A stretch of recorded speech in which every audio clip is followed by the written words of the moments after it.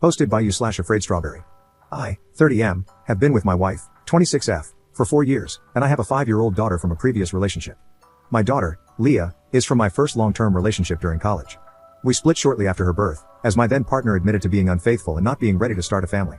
My daughter loves my wife, they are inseparable. My ex does not have much to do with my daughter or me, except to cause the occasional drama. She did not want any custody or visitation time, so my wife is her mother for all intents and purposes. My wife is almost 8 months pregnant, and she has shut me out of the entire pregnancy but refuses to admit anything is wrong. I feel completely ignored and hurt. When we first learned she was pregnant, she told me while I was making breakfast. Of course, I was elated. However, since it was an unplanned pregnancy, I asked how she was feeling at first. She began smiling and crying about how excited she was. I picked her up, gave her a million kisses, and told her I was so excited to have a baby too and what a wonderful mother she would be. All good, right?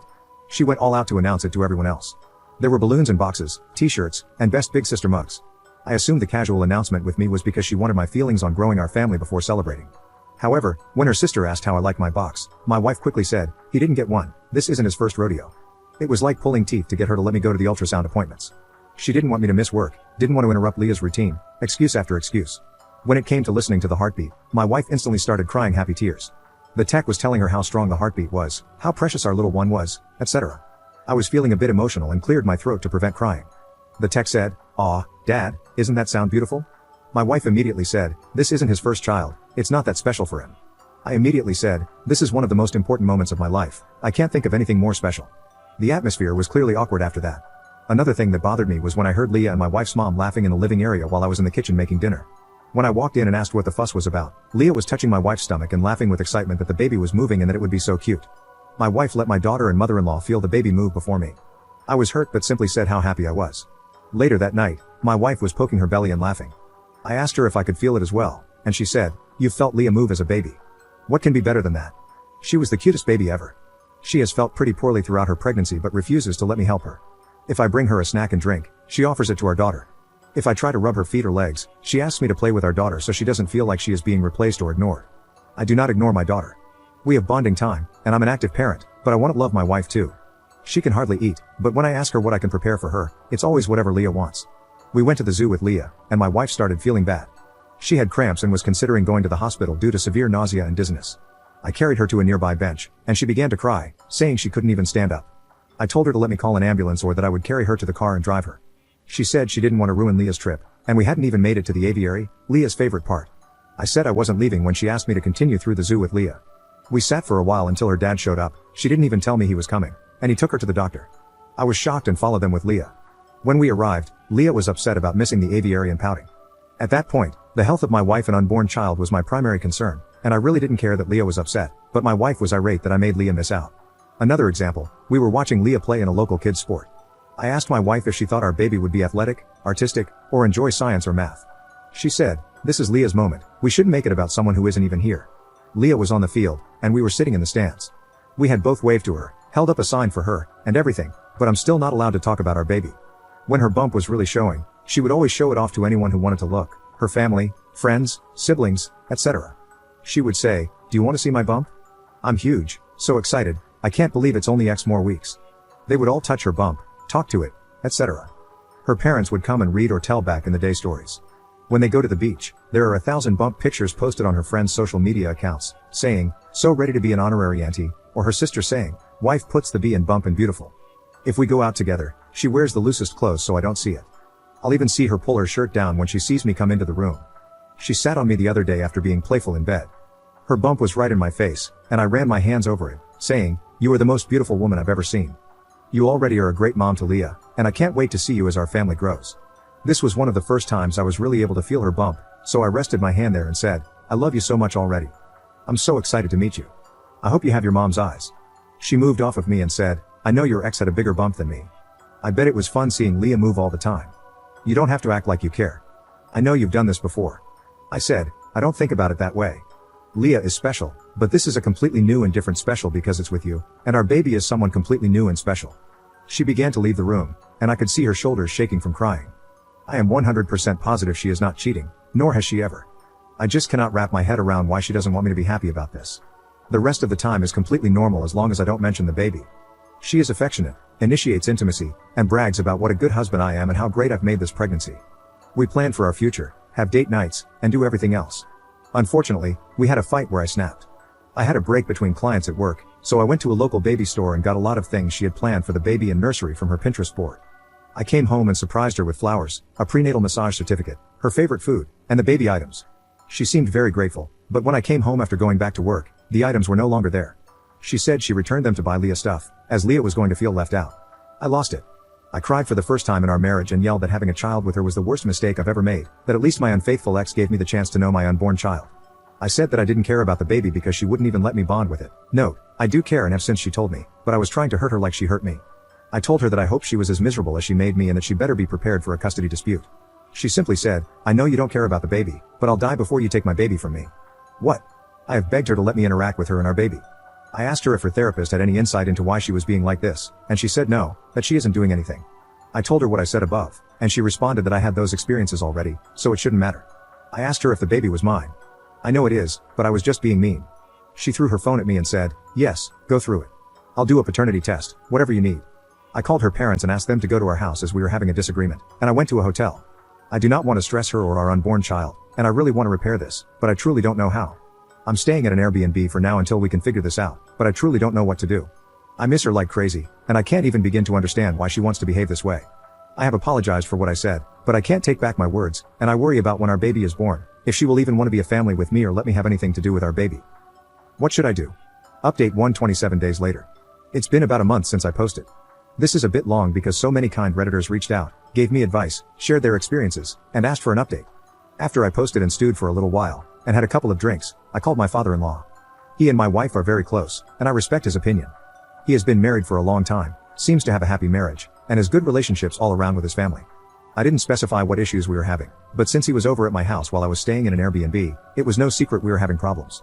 He has more of a traditional marriage, and at some point, he asked what I had to lose by putting pressure on her to talk.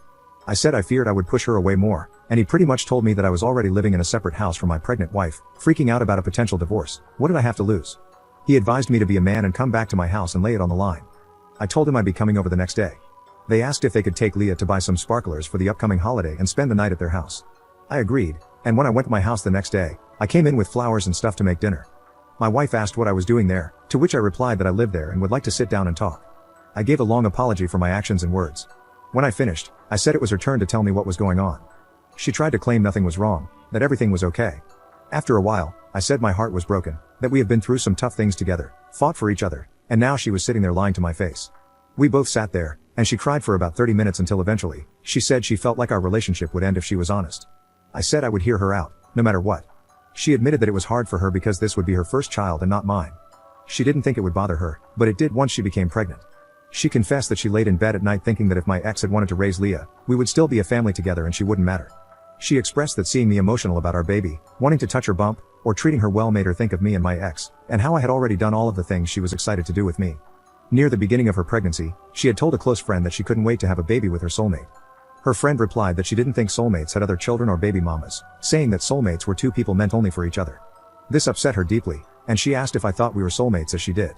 She described herself and our unborn child as my sloppy seconds family, saying that no one grew up dreaming of having kids with multiple different people and that she was just the substitute when the family I wanted didn't work out. She also shared that she had found some old images of my ex on social media and couldn't stop comparing her pregnant body to hers. She feared the baby wouldn't be an equal to Leah in my eyes. It worried her when I would ask what she thought the baby would be like, wondering what would happen if the baby were disabled, didn't like to do the things we enjoyed as a family, or if the baby and Leah didn't like each other. She said that at one point, she found herself wishing I had never had Leah, so she wouldn't have to worry as much. That's when she knew she had to really put in the extra effort to maintain a relationship with Leah. She feared that between work and Leah, I wouldn't have time for a bond with the baby. She read articles online about fathers not bonding with their children until they were able to do things with the family, and that concern weighed heavily on her. When I did try to bond with the baby, she worried the baby wouldn't live up to Leah. I have never been shy about saying how much being a father means to me and how raising Leah has been the highlight of my life, along with marrying my wife and now having our child together. She said it was initially what made her confident in marrying me and excited to have a big family with me. But now she constantly wondered if her pregnancy and this baby would be a highlight or a burden for me, because the stress is the same but the newness wasn't. She worried that a newborn and then a toddler wouldn't be as interesting to me as Leah, who is capable of doing activities. She showed me a million articles of different men explaining they didn't bond with their children until they were 4+ years old.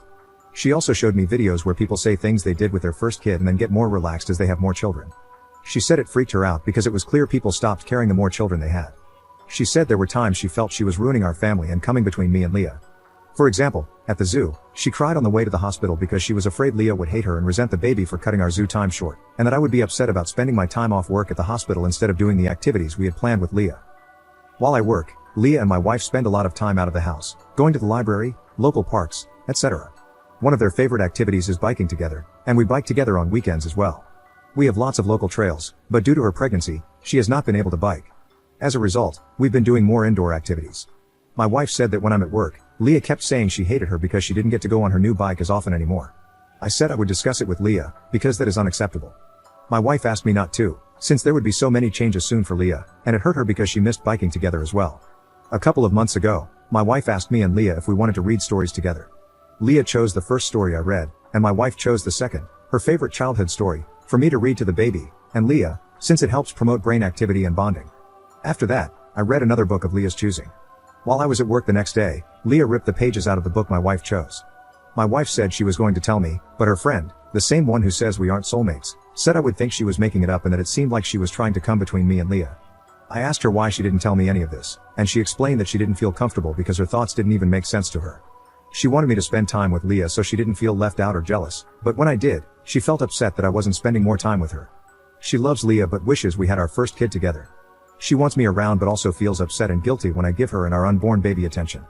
She said she feared that I would think she was trying to come between me and Leah, even though she wasn't. By the time I realized something was truly wrong and started to ask what was wrong, if she needed therapy, etc., she said she realized she was acting poorly but didn't want to admit to herself that she missed out on a lot with me. She doubled down as it was hard to face that she made her fears a reality by pushing me away and not letting me care. She said she felt she couldn't start over and that her first pregnancy was a somewhat bad experience because of her own actions. At this point, I realized how terrible I had been. I apologized for making her feel like she couldn't come to me about anything. She said when she researched her feelings, she found a bunch of forums where people were calling the posters evil for their feelings about their stepchildren, and she feared I would feel the same. She said if I had told her I felt about Leah the way she felt about Leah, it would make her angry and upset, so she couldn't see how I wouldn't feel the same. We both cried for a long time. I tried to reassure her. I told her how much I loved her, how excited I was, that she was the family of my choosing and my soulmate, and that the universe knew that Leah and I needed her, which is why circumstances allowed us to be a family. She apologized for the way she treated me and said she wanted to make it right. She said she had wanted to apologize when I was beginning to have my meltdown but was surprised when I yelled, and she realized she might have messed up beyond repair to get that reaction from me. We continued to cry for a long time, and she asked if I wanted to feel the baby. Of course, I said yes, and we cried even more. It turned out to be a great evening. I made us dinner, and we laughed about how I was so stressed that I went to Reddit for advice. She wanted to read the post and cried again when she did. I reassured her that we could move past this, and she said she felt less horrible as she read some of the comments from women in her shoes. It was a bit awkward the first week, after so many months of tension. I knew things were turning around when she woke me up by whispering, "Baby wants blueberry pancakes," that Saturday. I don't think I've ever prepared pancakes so fast, I couldn't keep the smile off my face. We ended up going to a pool party a few days later, and she let me choose her swimsuit, a big deal for someone who only wore baggy clothes around me. We took family pictures, and the universe was clearly on my side because on the way home, she asked me to feel her belly, and our baby was hiccuping, something I had never felt before and a first we could share together. She has even let me help her when she is sick without making an excuse about Leah. I've learned that when she comes and puts her back to me and lifts her arm, that's my cue to lift her belly up. I now spend a lot of time rubbing and talking to her belly, and rubbing her feet, legs, back, shoulders, and hips. She is sore everywhere at this point. The first 500 times it made me cry, it has been such a relief to be involved. I never thought being tasked with acquiring the most random food items at 2 a.m. would be a great time for me, but it is. It still sucks that I missed out on a lot. I think it sucks for her too. She gets emotional and says a weight has been lifted off her and things are so much easier, and she is upset that she didn't talk to me sooner. I have been working to fix some of my wife's guilt, and I realized there were a lot of simple fixes. For example, I went to my local bike shop and got a pull-behind trailer. Now, I pull her in that, and she can use a small fan and ice packs while Leah rides her bike. I have taken time off work so I can spend more time with both of them. We are all in therapy, and thankfully Leah's therapist continues to say she is securely attached to both of us, enjoys the time we spend together, is coping very well. Some of her behavior was due to another situation, which we have resolved, and she is excited to be a big sister. My wife was terrified that maybe Leah could sense her attitude shift, but her therapist says that Leah only has one complaint about my wife, that she forgot her candy one time and then it took 32 whole minutes for the store to deliver it. My wife is in therapy, working to overcome the negative feelings she has. That is pretty much where we are now. We are getting very close to baby time and working hard to finish preparing. My wife still needs reassurance, and there are a lot of times she brings up my ex. I've found that bringing up our first helps. For example, When she asks about certain things and how they were for me, I'll say I don't want to talk about that and steer the conversation to us. I remind her of our first house, our first vacation, our first kiss, and our first date. I tell her about moments that made me fall more in love with her. I also bring up special memories involving her and Leah, like, do you remember when you and Leah made me so and so? That is still one of my prized possessions. It upsets me that my wife suffered for so long. I believe that saying it out loud took a lot of power away from her feelings.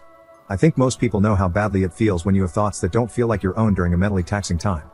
I really should have stood up for our relationship and her mental health way sooner. I accepted her brushing me off for far too long when I should have realized she needed help. I appreciate everyone who reached out or offered advice. I posted this in detail with my wife's permission. She hopes that it helps someone out there struggling with the same feelings she felt. Commenter. I wonder, how is your wife moving forward regarding her friend? It seems she didn't even consider having these insecurities before she had a snake in her ear. Ops response. We have disinvited this friend from our home. It's hard to cut her out as she is part of my wife's larger friend group. My wife was unsure because this friend has been through some hard things lately. However, recently, my wife hosted a girls' night, and her friends were arriving as I was leaving. I told her she looked beautiful and wished them a good time. When I arrived back, my wife told me this friend said in front of the whole group that I may be saying kind things to her now, but after some changes after birth, which I won't describe here, I would be after her. My wife said that was an unkind and untrue thing to say, and the friend claimed it was a joke. I made it very clear to my wife that I did not want this person around, as we are in an emotionally vulnerable time and this person clearly does not wish us well. She agreed.